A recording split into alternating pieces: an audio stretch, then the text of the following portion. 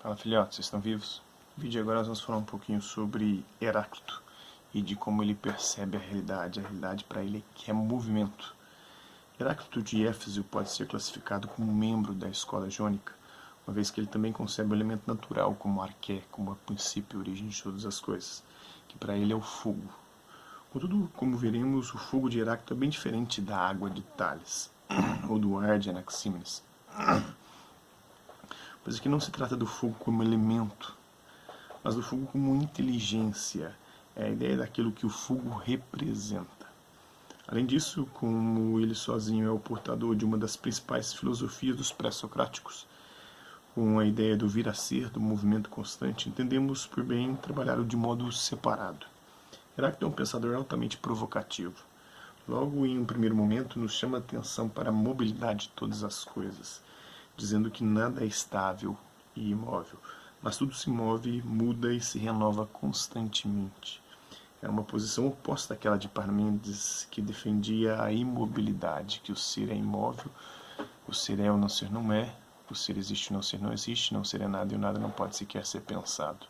Então, quando você pergunta para a pessoa o que ela está pensando, ela diz que está pensando em nada, é mentira, porque é impossível pensar em nada. A própria palavra nada não pode designar aquilo que ela quer dizer, porque a palavra nada já é alguma coisa. Se ela diz que está pensando em nada, é impossível pensar em nada, porque o nada não existe. Então ela está tentando te enganar. Então, para Parmênides, se houvesse um movimento, o ser deixaria de ser. Se o ser deixar de ser, ele se torna não ser. E o não ser não existe, não ser é nada e o nada é impossível, então o movimento também é impossível. Esse constante movimento é marcado pelo conflito dos contrários. As coisas frias se aquecem, as coisas quentes se esfriam, as coisas úmidas secam, as coisas secas umedecem, o jovem envelhece, o vivo morre e assim por diante. É na luta dos contrários, no vir a ser, que Heráclito busca explicar o princípio de toda a realidade. Tudo muda, até bermuda. Tudo passa, até o voo passa. Tudo na vida é passageiro, até o motorista e o cobrador, porque o cobrador já está sendo tirado dos ônibus e também os motoristas em breve serão substituídos por pilotos automáticos navegados por GPS. Tudo muda, tudo flui, tudo está em constante movimento, segundo o Heráclito. Diferentemente dos outros pré-socráticos, o Heráclito não participava da vida pública. Ele viveu uma vida solitária, não teve mestres diretos, se orgulhando por ter adquirido sozinho seu conhecimento. Ficou conhecido como o obscuro, devido à complexidade de seus textos. A vida é constante mudança, segundo Heráclito. A síntese perfeita dessa ideia está em sua célebre frase: de quem desce ao mesmo rio vem ao encontro sempre águas novas. Não se pode descer duas vezes ao mesmo rio, não se pode tocar duas vezes uma substância mortal no mesmo estado. Mas por causa da impetuosidade da velocidade da mudança, dispersa-se e recolhe-se, vem e vai. Descemos e não descemos ao mesmo rio. Nós mesmos somos e não somos constantemente. Então é impossível para ele entrar duas vezes no mesmo rio, porque na segunda tentativa nem você nem o rio serão mais os mesmos. E é por isso que quando um carioca sai do Rio de Janeiro, ele nunca mais consegue voltar, porque é impossível entrar duas vezes no mesmo rio. Nem o carioca nem o Rio de Janeiro serão mais os mesmos, né? O rio está no mesmo lugar, mas as águas já são outras, por estarem sempre em movimento, tal como o ambiente, o clima. O próprio ser humano já não é mais o mesmo ao entrar pela segunda vez no rio. A natureza não para jamais, está sempre em processo de renovação. As células do nosso corpo, elas têm duração de segundos, algumas até anos. A célula que dura mais tempo no nosso corpo, ela dura 7 anos. Então isso quer dizer que há 7 anos atrás, uma das células que estão no seu corpo agora, aí estavam. São todas novas. E isso mostra que até o nosso corpo está em constante movimento. As células morrem, processo de mitose, meiose, dão origem a outras, e com isso nós continuamos, de alguma forma, sendo o mesmo, mas não sendo mais os mesmos. Então aí está a complexidade e a obscuridade do pensamento do Heráclito, né?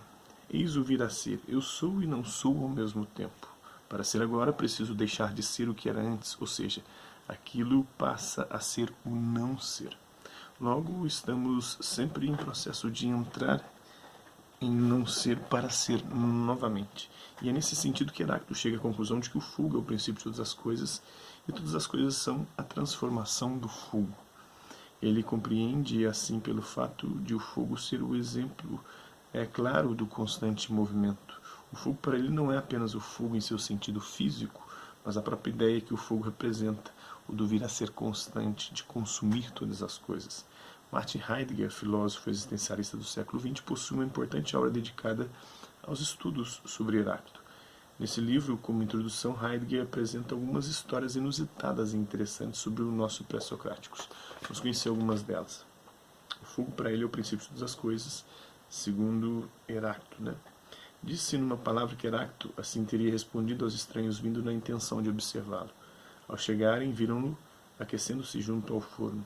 Ali permaneceram de pé, impressionados sobretudo porque ele os, ainda hesitantes, encorajou a entrar, pronunciando as seguintes palavras: mesmo aqui, os deuses também estão presentes.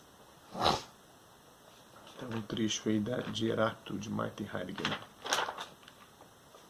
Ora, o filósofo também é humano, também deve se aquecer junto ao fogo e se preocupa com atividades cotidianas. Heráclito derruba a imagem do filósofo como alguém que está sempre para além da realidade, pensando em conceitos extraordinários. É uma pessoa comum como qualquer outra. Os homens esperavam encontrar Heráclito em um momento de profunda síntese intelectual, místico, profundo, absurdo pela reflexão. De certa forma, se decepcionaram com a cena do pensador junto ao fogo. Por fim, a frase de Heráclito é impactante, pois, como já falamos, para ele o fogo representa o princípio, o vir a ser. O fogo é comparado aos deuses, de tal forma que até ali os deuses estão presentes, pois os deuses estão em toda parte. A divindade está no próprio fluxo da natureza, que faz chover, gerar vida, nascer flores, passar as estações, cultivar as plantações e assim por diante. Vamos ver agora, a seguir, as diferenças fundamentais entre o Parmênides e o Heráclito. Para Parmênides, o princípio de todas as coisas é o ser. Já para Heráclito, o fogo simboliza o princípio de todas as coisas. Para Parmênides, o ser é imutável. Para Heráclito, o ser está em constante mudança. Para Parmênides, a verdade está no ser, para além dos fenômenos do que nós percebemos com nossos sentidos, os sentidos nos enganam. Para Heráclito, a verdade está no vir a ser, no movimento, e os nossos sentidos é que captam esse movimento, essa mudança constante. A linguagem exprime o ser para Parmênides. Dessa forma, o Logos pode captar a verdade através da linguagem. Já para Heráclito, a linguagem jamais pode captar o que é a coisa, de forma que o Logos não exprime o ser, mas o vir a ser, o movimento. Ele não consegue captar o ser, aquilo que permanece. Para Parmênides, o ser não pode ser e não ser ao mesmo tempo.